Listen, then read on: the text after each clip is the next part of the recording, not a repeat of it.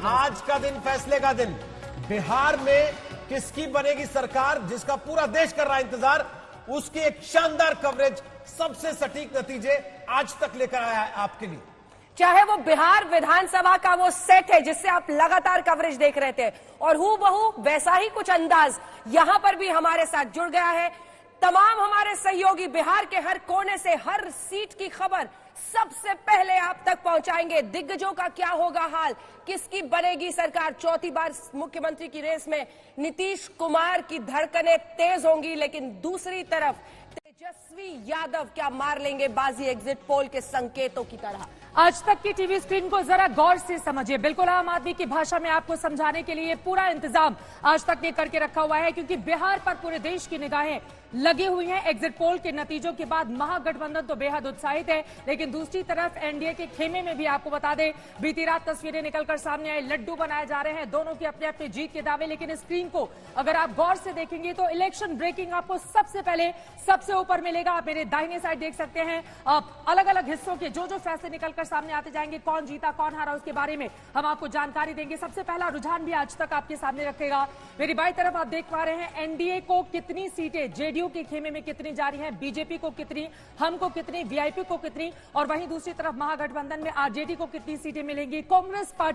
Congress party के तो बड़े बड़े दिग्गज अभी से पहुंचने लगे हैं, आपको बता दें बिहार, और वो भी इसलिए कहीं उनके विधायकों की खरीद फरोख्त ना हो जाए, इस पर भी चर्चा करेंगे। और वहीं नीचे की तरफ आप देख पा रहे हैं किसको कितनी सीटें, जैसे जैसे जो रुझान सामने आएंगे, आंकड़ों में नतीजों में तब्दील होते जाएंगे, उसके बारे में हम आपको बताने वाले। लेकिन शुरुआत करते हैं इस ओवरऑल रिपोर्ट के जरिए, जिससे आप समझेंगे कि आज काउंटिंग का दिन न सिर्फ बिहार के लिए, हिंदुस्तान की राजनीति के लिए कितना महत्वपूर्ण।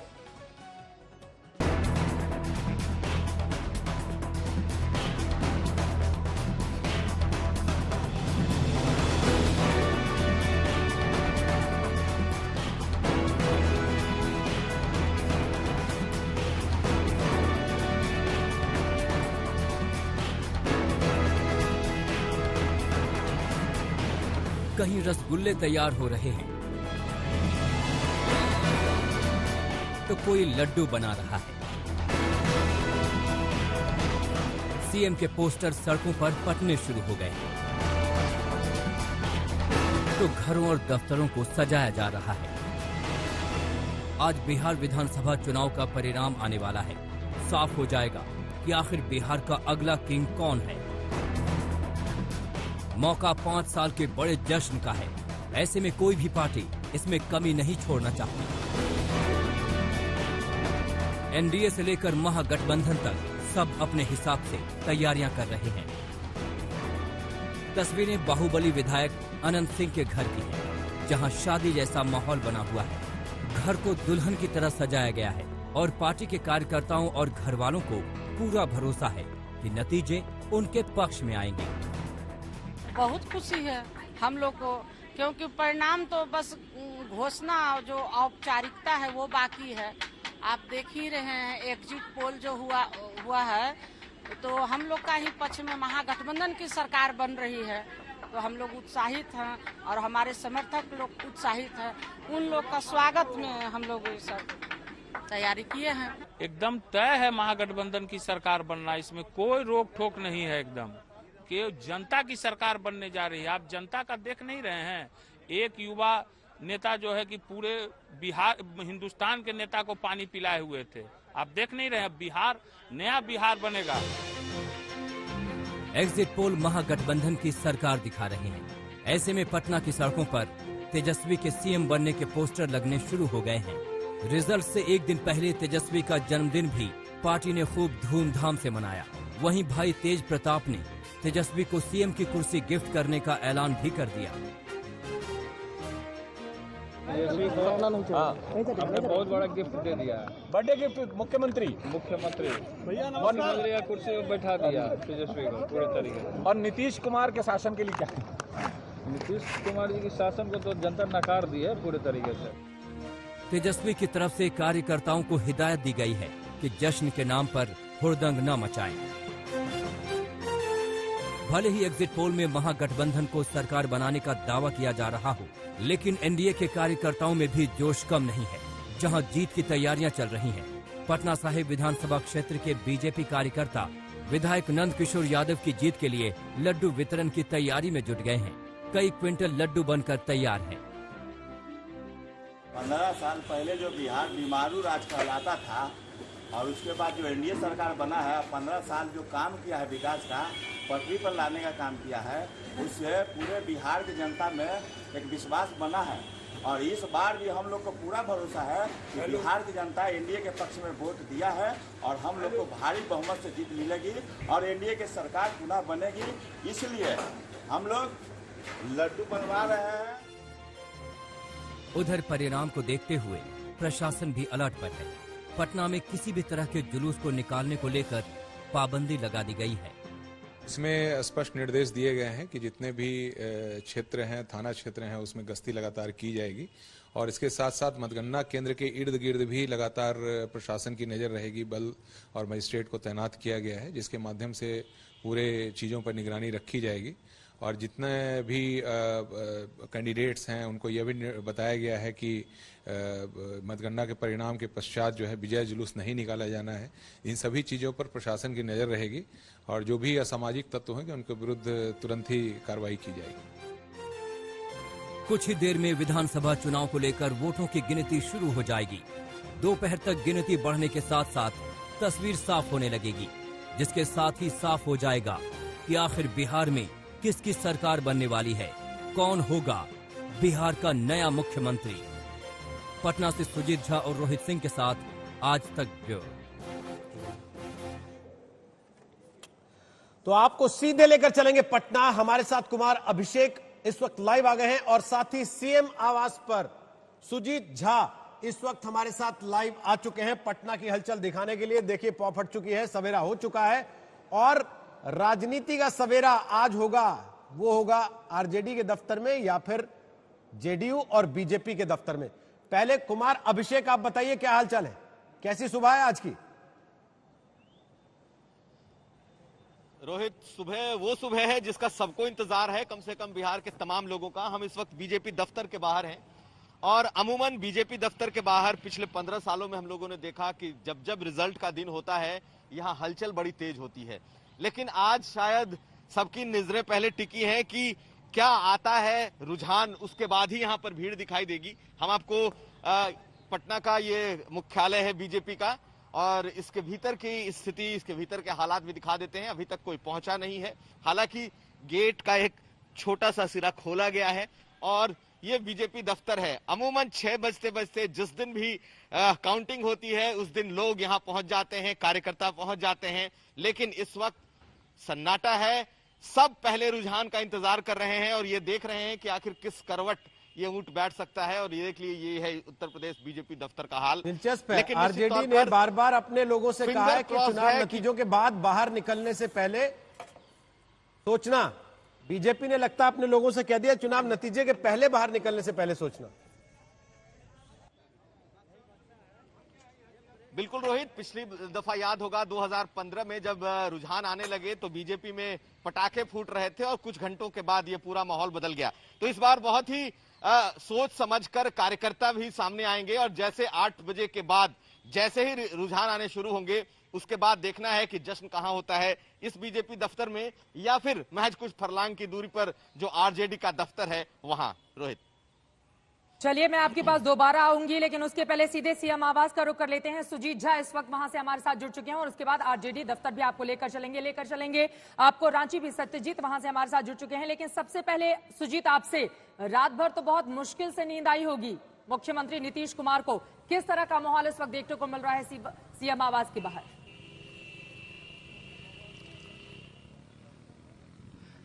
देखिए चित्रा, सुबह सुबह का समय है और ऐसे में आमतौर पर हम लोग देखते आ रहे हैं कि सीएम हाउस में जब भी रिजल्ट आना होता है तो सन्नाटा ही रहता है। दोपहर बाद ही कुछ हलचल दिखाई देती है जब नेता आना शुरू होते हैं, क्योंकि आमतौर पर कार्यकर्ताओं के लिए ये अगर इनके पक्ष में आता है अगर रुझान इनके पक्ष में आता है तो कार्यकर्ता भी आएंगे। तो फिलहाल तो अभी आप देख सकती हैं यहाँ पर मॉर्निंग वॉकर घूम रहे हैं पूरे जो राजेंद्र चौक है और सीएम हाउस के पास और राजभवन है इसके नजदीक। तो ये दृश्य यहाँ का खास तौर पर। लेकिन जहाँ तक एनडीए की बात है तो हमारी बातचीत हुई थी मुख्यमंत्री नीतीश कुमार से, वो काफी आश्वस्त दिख रहे थे। उनका कहना है कि एनडीए की सरकार आएगी। तमाम एग्जिट पोल आने के बावजूद ये इस तरह का उन्होंने कहा कि स्थिति हमारी जैसा दिखाया जा रहा है वैसे नहीं रहेगी। तो एनडीए की तरफ से भी तैयारी है कि सरकार उनकी आएगी। दूसरी तरफ जो एग्जिट पोल दिखा रहा है वो महागठबंधन के पक्ष में दिखा रहा है। चंद कदमों की दूरी पर तेजस्वी यादव भी घर के भीतर मौजूद होंगे। वहां से किस तरह की खबर और क्या हलचल नजर आ रहा है?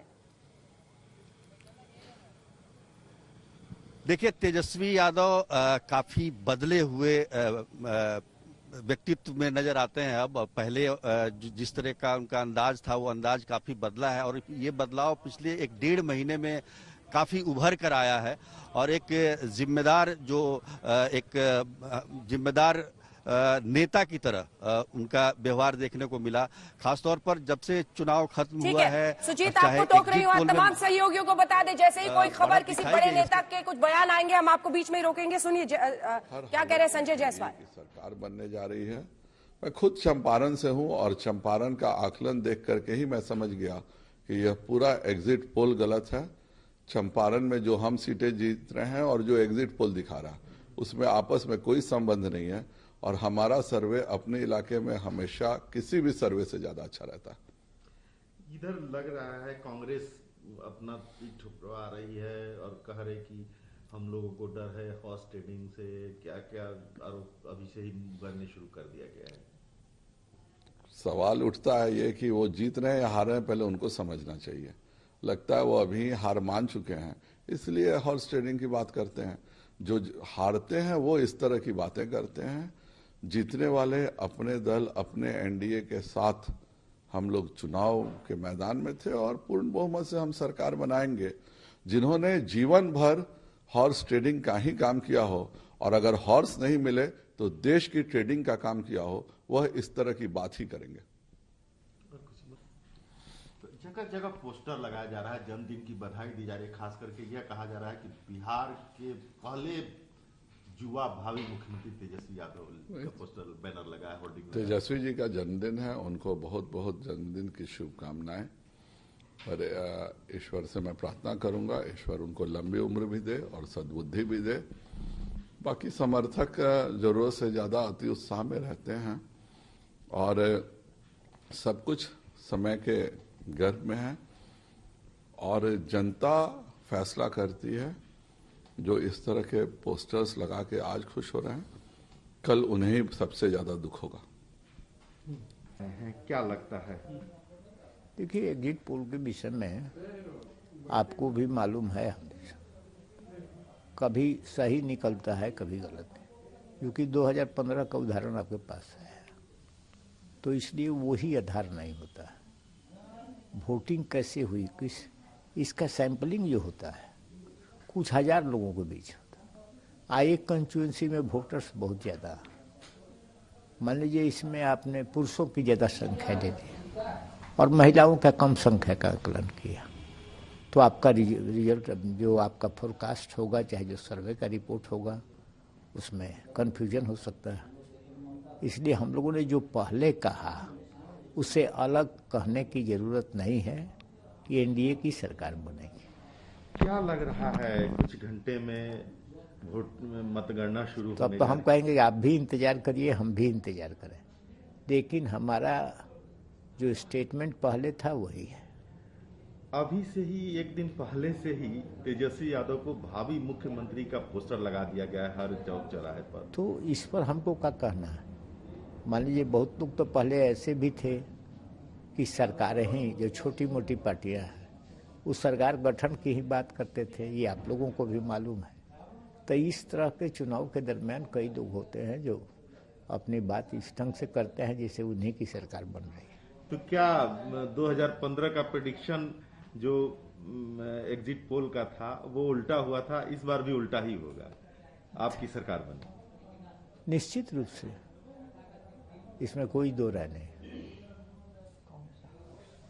कांग्रेस लेकिन आरोप लगा रही है हॉर्स ट्रेडिंग के लिए, क्या कहेंगे? अब ये देखिए, अभी मतदान का रिजल्ट नहीं आया, आज तब से ये सब कयास किया जा रहा है। इसका कोई मतलब है क्या?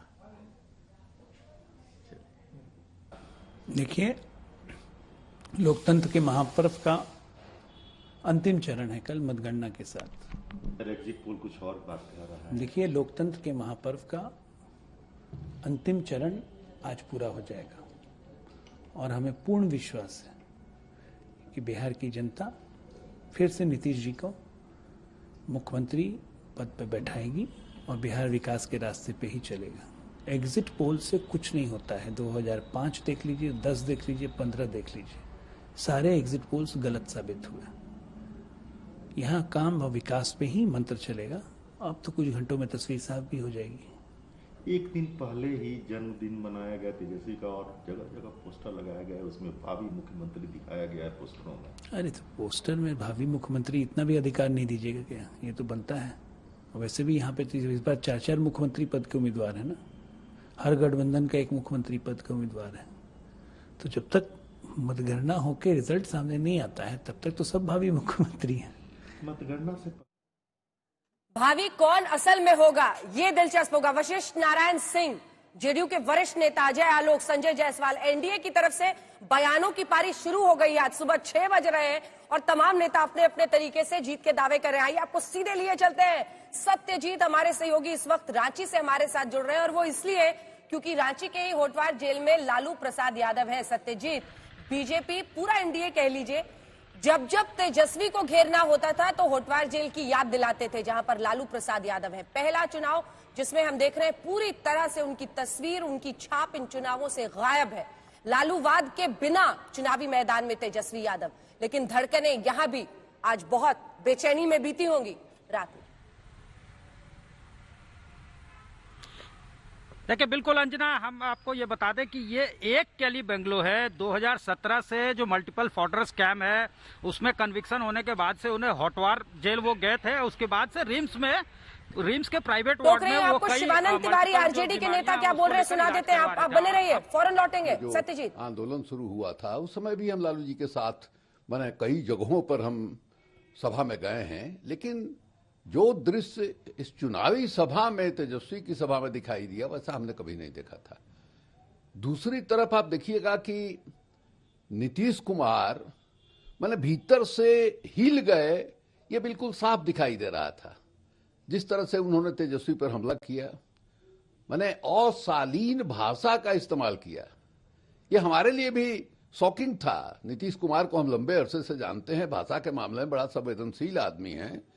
अपने प्रवक्ताओं से भी जरूर अश्लील भाषा का इस्तेमाल अपने विरोधियों के खिलाफ कराते हैं, लेकिन अपने सावधान रहते हैं। उन्होंने क्या कहा था तेजस्वी को, कहां से लाओगे, बाप के घर से लाओगे, जेल से ले आओगे, जाली नोट छापोगे, इस तरह की बात दिखाई दी। और सिर्फ मैंने नीतीश कुमार के ही बोली में नहीं, आप देखिए प्रधानमंत्री जी की बोली देखिए, मैंने जंगल राज के युवराज। दूसरे तरफ जब देखा उन्होंने कि साहब कोई दाल गलने वाली नहीं है, जंगल राज और अपहरण राज और क्या क्या बोलने के बाद भी जनता जो है जमी हुई है तेजस्वी के पीछे, तो उन्होंने कॉम्युनल कार्ड खेला। कहा कि भारत माता की जय बोलना इस यहाँ मुश्किल है, जय श्री राम कहना यहाँ मुश्किल है, ये भी उन्होंने देखा, आजमाया।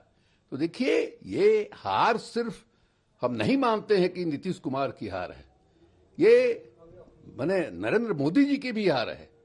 और आप देखिएगा इसके पहले 2015 में भी जो चुनाव हुआ था, महागठबंधन बना था, नीतीश कुमार उस समय लालू यादव के साथ थे और लालू यादव की ओर से ये कहा गया था कि नीतीश कुमार हमारे मुख्यमंत्री होंगे, हमको बहुमत मिलेगा। तो उस समय भी एकदम जिस ढंग से लड़ाई लड़ रहे थे नरेंद्र मोदी, जैसे उन्हीं को चीफ मिनिस्टर यहाँ होना, जिस ढंग से 1,25,000 करोड़ की घोषणा उन्होंने की आरा के रमना मैदान में और दांक लगाया, बोली लगाई, बिहार का अपमान हुआ, उस समय भी परास्त हुए नरेंद्र मोदी और इस चुनाव में भी परास्त हुए।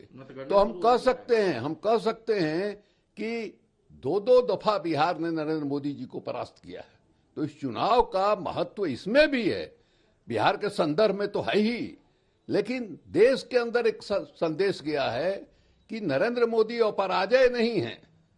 ये जो 2014 में उनका राष्ट्रीय राजनीति में उद्भव हुआ, उसके बाद लगातार जितने चुनाव हुए हैं सब चुनाव धड़ाधड़ जीतते गए हैं। यहां ब्रेक लग गया और साफ में संदेश गया है, लोगों के अंदर आशा का संचार हुआ है। जो लोग चिंतित हैं लोकतंत्र को लेकर, संविधान को लेकर के, जमहूरियत को लेकर के, वो लोग, उन लोगों के मन में आशा की किरण जो है पैदा हुई है और वो मान रहे हैं कि नहीं साहब, ये इनविंसिबल नहीं है, अपराजय नहीं है, इनको परास्त किया जा सकता है। इस चुनाव नतीजे का जो अभी कुछ देर के बाद, यानी 4 घंटा 5 घंटा के बाद अंतिम रूप से सामने आएगा, यही संदेश है बिहार के ही लोगों के लिए नहीं, देश के लोगों के लिए भी। एक दिन पहले ही तेजस्वी के भावी मुख्यमंत्री, बिहार के पहले युवा भावी मुख्यमंत्री का होर्डिंग बैनर लग गया है हर चौक चौराहे पर, एक दिन पहले ही। जबकि अब लोग उत्साह में हैं और जितना भी एग्जिट पोल आया है, हर में बहुमत जो है तेजस्वी की तरफ दिखाई दे रहा है, तो बिल्कुल स्पष्ट है। बल्कि कुछ लोग तो 180 तक गए हैं, तो बिल्कुल स्पष्ट है कि बहुत ही माने आसानी से, बहुत कंफर्टेबल ढंग से माने महागठबंधन को बहुमत मिलने जा रहा है। तो जो उत्साही समर्थक हैं वो लोग पहले से ही लगाए हैं। लेकिन एक बात देखिएगा, बहुत लोग आशंका व्यक्त कर रहे थे कि हमारे जो समर्थक हैं, चुनाव में जीत होगी, उस जीत के बाद किस तरह से जश्न मनाते हैं। तो कल ही जो है सर्कुलर जारी किया तेजस्वी ने और ये संदेश दिया, चुनाव का नतीजा जो भी हो, कोई विजय जुलूस नहीं निकलेगा, कोई आतिशबाजी नहीं होगी, कोई हर्ष फायरिंग नहीं होगी और जो भी इसका उल्लंघन करेगा उनको, उनके खिलाफ जो है कार्रवाई होगी। तो एक नई संस्कृति, नई परंपरा की शुरुआत करने की तेजस्वी कोशिश कर रहे हैं और हम जैसे लोगों की शुभकामना जो है उनके साथ है। बिल्कुल जय जय है कांग्रेस का, कांग्रेस गठबंधन का। लोगों ने भरपूर हमें समर्थन दिया है। आप देखेंगे अगले 2-4 घंटे में जब परिणाम आने शुरू होंगे तो महागठबंधन की भारी जीत हो रही है इस चुनाव में। हम सरकार बनाने जा रहे हैं, हमें कंफर्टेबल मेजोरिटी मिलने जा रही है। एग्जिट पोल भी महागठबंधन को भरपूर फुल मेजोरिटी का गवर्नमेंट बनाने की बात कर रही है। मतगणना में ये बात स्पष्ट हो जाएगी 2-3 घंटे में। बिल्कुल। क्या लग रहा है कि सारे प्रदेशों को देखने का प्रेडिक्शन क्या है आपका? कि देखिए, लोगों ने बिहार में वोट फॉर चेंज किया है, परिवर्तन के लिए मतदान किया है। लोग नीतीश भाजपा सरकार को सत्ता से हटाने के लिए मतदान किया है। लोगों में बड़े पैमाने पर नाराजगी है सरकार से। और एग्जिट पोल तो अमूमन जो दिखाते हैं कहीं ना कहीं उनका आधार होता है। तो एग्जिट पोल जितना हम लोगों को सीट देने का बताया है अपने एग्जिट पोल में, मेरा मानना है उससे कहीं ज्यादा सीटें कांग्रेस राजद गठबंधन को मिलने जा रही है। मतगणना तो शुरू होने जा रहा है, लेकिन उसके एक दिन पहले ही बिहार के भावी युवा मुख्यमंत्री तेजस्वी यादव का बैनर, पोस्टर, होर्डिंग हर चौक चौराहों पर लग गया है एक दिन पहले ही। ये उनके कार्यकर्ता समर्थकों का उत्साह है और एग्जिट पोल का भी एक रोल है। उसने पहले बता दिया है कि ऐसा अनुमान बता दिया कि इस तरह का रिजल्ट आने वाला है और वो कोई सच्चाई से दूर नहीं है। सच है कि जिस तरह का रिस्पांस तेजस्वी जी को, राहुल गांधी जी को, हमारे गठबंधन के साथियों को बिहार के चुनाव कैंपेन के दौरान मिला, वो ये बताने को पर्याप्त था कि सरकार बदलने जा रही है और हमारी सरकार आ रही है। तो कार्यकर्ता उत्साह में पहले एक दिन लगा दिया तो कोई गलत नहीं किया है। आप देखेंगे 2-4 घंटे के बाद वो सच नजर आएगा। शुरू होने जा रही है क्या? तो एग्जिट पोल के अनुमान ही तय करते हैं कि कौन वाहवाही करने वाला है एग्जिट पोल के। आपने देखा इस बार महागठबंधन के भी तमाम नेता चुनावी मैदान में आज नतीजों से पहले उतर गए हैं और जमकर वाहवाही एग्जिट पोल की कर रहे हैं क्योंकि उनके अनुमान उनके पक्ष में है। लेकिन बिहार की सुबह कितनी जल्दी होती है आप अंदाजा लगा चुके होंगे। लगभग 6:20-22 हो रहे हैं। सभी नेताओं की बात आपने सुन ली। अब सत्यजीत के पास आपको सीधे लिए चलते हैं। 3 साल पहले कैदी नंबर 3351 उन्हें मिला था लालू प्रसाद यादव को, जिनका बहुत बड़ा कद था बिहार की राजनीति में। लेकिन उनके बेटे के भविष्य पर आज फैसला आना है। सत्यजीत। बिल्कुल, देखिए 2017 में जब मल्टीपल फॉटर स्कैम में उनका कन्विक्शन हुआ तो हॉटवार जेल में उनको रखा गया। उसके बाद फिर रिम्स में वो प्राइवेट वार्ड में रहे और अभी जब आउटब्रेक हुआ पैंडेमिक का उसके बाद से जो है इन्फेक्शन से बचाने के लिए ये डायरेक्टर बंगलो है, एक केली बंगलो, यहाँ पे लालू यादव को रखा गया है। और अब जो है उनके लिए एक डबल बोनंजा होता, वो दोहरी खुशी होती। जो उनका दुमका मामले में जो केस था उस दिन जो है अगर वो उनको बेल मिलता तो शायद आज वो पटना में होते और अगर अनुकूल आते रिजल्ट्स जो एग्जिट में दिखाए गए अनुकूल आते तो डबल बोनंजा होता आरजेडी के लिए, लेकिन ऐसा हो नहीं पाया है और अब उनको 27 नवंबर तक का इंतजार करना पड़ेगा। बहरहाल जो उनके ऑर्डरली हैं वो काफी जो है खुश थे। जो अपर डिवीजन जो प्रिजनर होते हैं उनको ऑर्डरली मिलता है उनके पसंद का, तो उन लोगों ने बताया है कि लगातार यहां से उन्होंने नजर रखी है, टीवी के माध्यम से खबरें बहुत देखते हैं, देर रात तक जगे रहते हैं।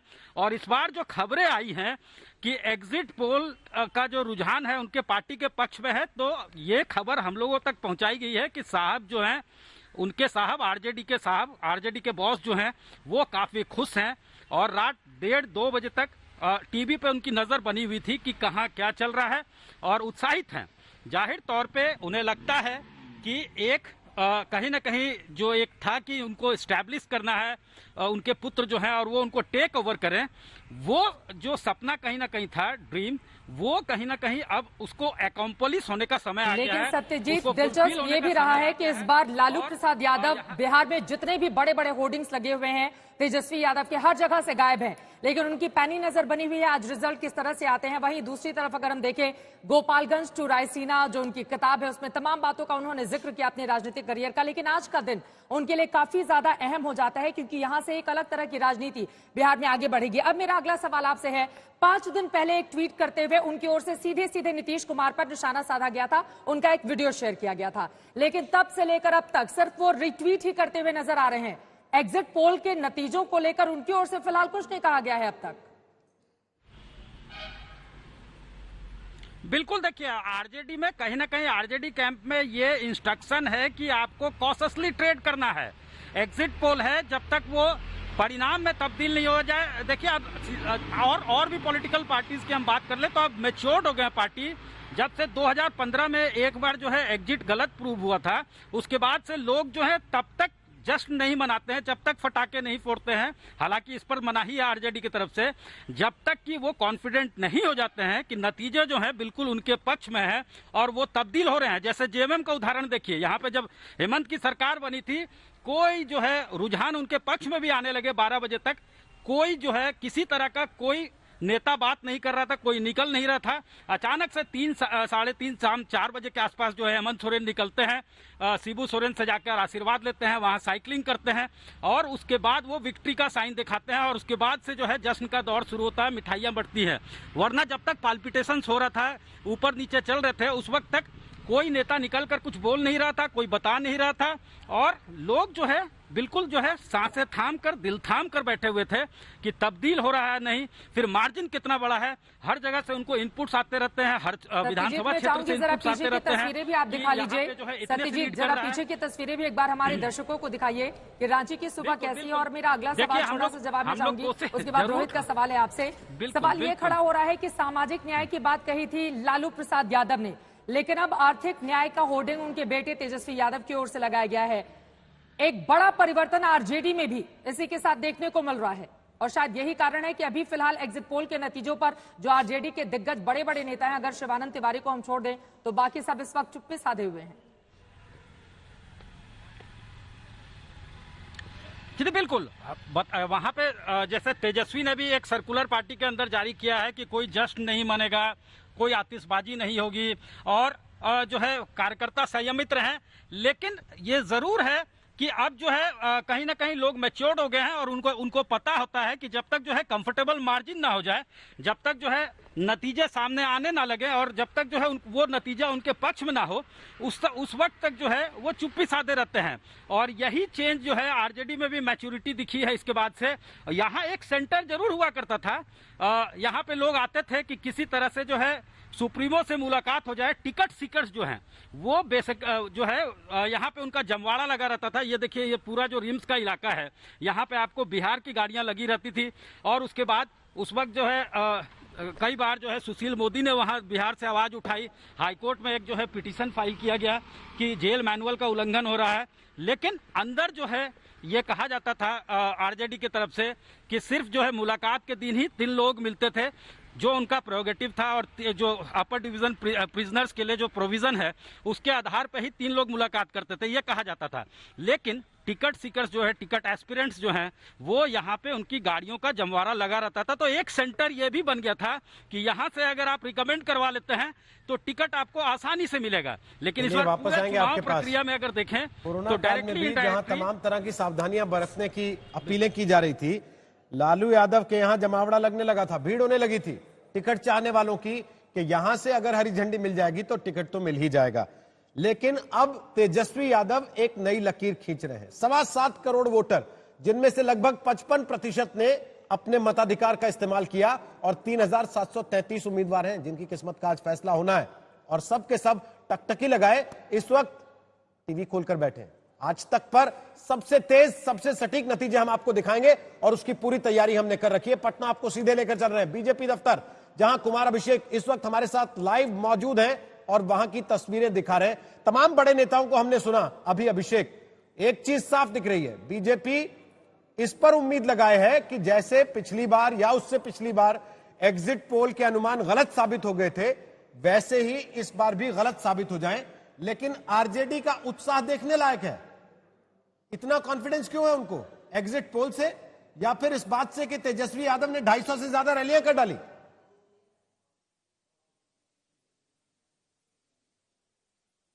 कॉन्फिडेंस तो दिख रहा है, लेकिन अंदर से वो लोग भी हिले हुए हैं।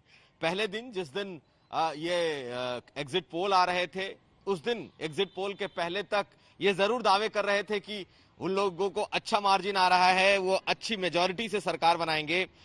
लेकिन पिछले अगर 24-36 घंटों की बात करें, जिन जिन बीजेपी नेताओं से हम लोगों ने मुलाकात की, वो कहीं ना कहीं पूरी तरीके से हिले दिखे, क्योंकि जब उनके पास तमाम जगहों से रिपोर्ट आई है उसके बाद से। लेकिन फिर भी मैंने कल मंगल पांडे से बात की, बीजेपी के कई बड़े नेताओं से बात की, सब ये मान करके चल रहे हैं कि 130-135 के आसपास वो लोग जरूर पहुंचेंगे, यानी कि कंफर्टेबल मेजॉरिटी उन्हें मिलेगी। और बार बार उस बात का सवाल उठा रहे हैं कि 2015 में भी तमाम सर्वे गलत हुए थे, हमारी आप लोग सरकार बना रहे थे और महागठबंधन को बहुमत मिला।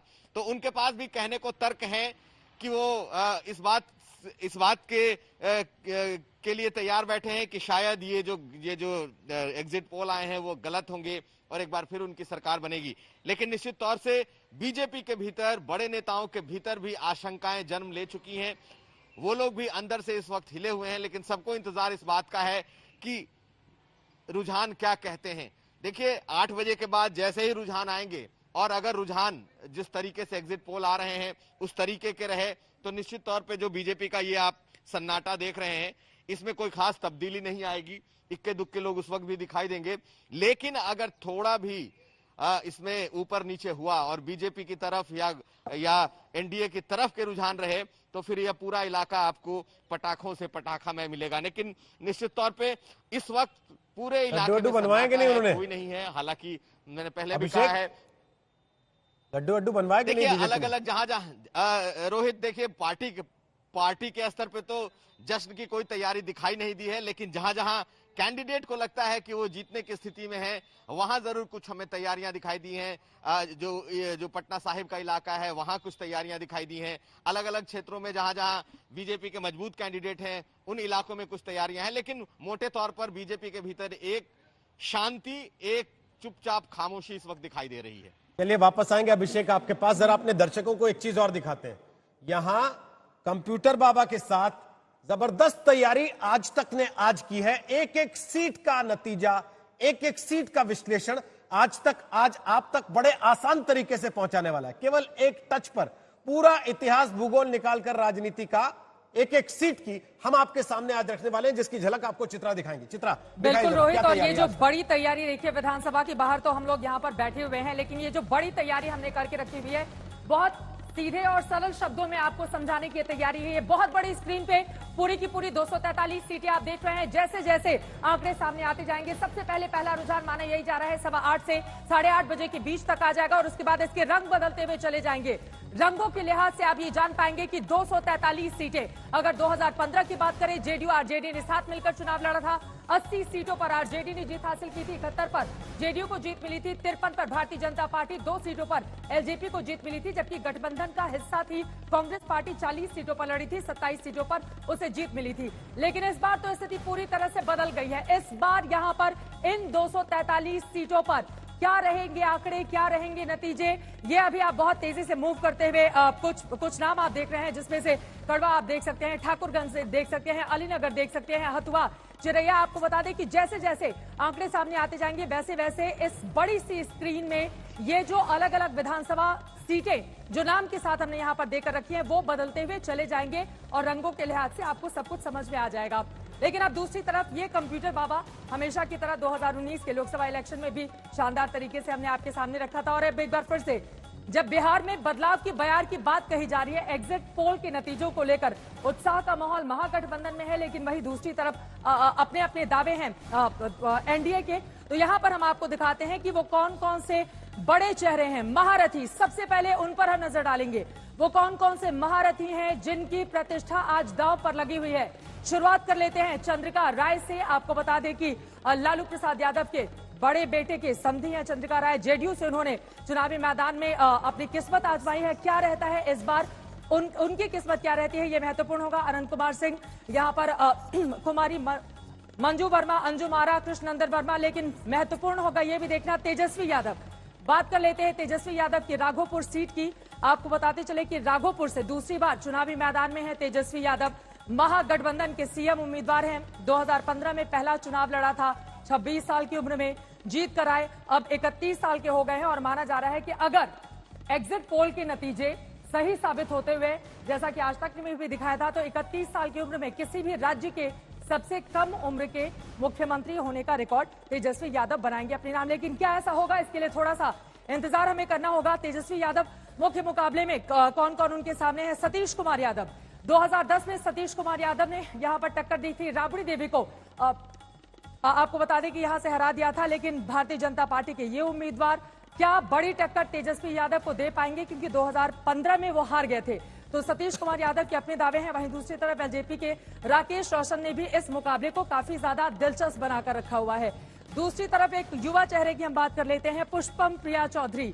हालांकि ये राजनीति में कितना कमाल कर पाएंगी ये तो कहना अभी मुश्किल है, लेकिन सुर्खियां इन्होंने बहुत बटोरी हैं। आपको बता दें कि 2-2 जगहों से चुनावी मैदान में है, एक तरफ पटना की बागीपुर सीट से और एक और दूसरी सीट से ये चुनावी मैदान में है। इनका क्या होगा देखना दिलचस्प रहेगा। कुछ और चेहरों पर जल्दी से नजर डाल लेते हैं। जीतन राम मांझी। जीतन राम मांझी का क्या होगा? मुख्यमंत्री जिसको बनाया था नीतीश कुमार ने, हम अपनी नई पार्टी के साथ जेडीयू के गठबंधन में है, लेकिन इस बार इनकी भी प्रतिष्ठा दांव पर लगी हुई है। 7 सीटों पर हमने चुनावी मैदान में अपने उम्मीदवारों को उतारा है, जिसमें से 3 इनकी ही पार्टी से आते हैं। आपको बता दें एक तरफ उनके समधन है, दूसरी तरफ उनके दामाद हैं और तीसरी तरफ खुद जीतन राम मांझी है। तो इनकी भी प्रतिष्ठा इमामगंज बिहार गया की महत्वपूर्ण सीट है, यहाँ से चुनावी मैदान में है।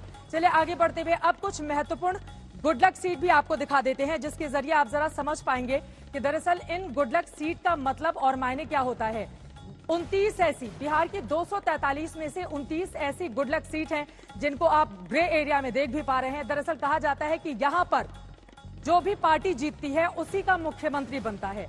हालांकि पिछले 3 चुनावों से ऐसा ही देखने को मिला है, लेकिन इस बार क्या होता है थोड़ा सा इसके लिए भी आपको इंतजार करना होगा। ये पूरा का पूरा मैप आपको हम दिखा रहे हैं। और वहीं शहरी क्षेत्रों की बात करें तो आपको बता दें बिहार में बहुत कम शहरी क्षेत्र हैं। शहरी जो मेन क्षेत्र हैं वो सिर्फ 13 हैं। जैसा कि यहाँ पर आप देख पा रहे हैं, यहाँ पर क्या होता है देखना महत्वपूर्ण होगा। वैसे शहरी क्षेत्रों में भारतीय जनता पार्टी अच्छा करती रही है, लेकिन इस बार क्या तेजस्वी यादव यहाँ पर सेंधमारी में कामयाब होंगे ये महत्वपूर्ण होगा। अर्ध शहरी क्षेत्रों की हम बात कर लें, ये देखिए ये 17 अर्ध शहरी क्षेत्र हैं, क्योंकि बिहार में बड़ी आबादी गांवों में बसती है।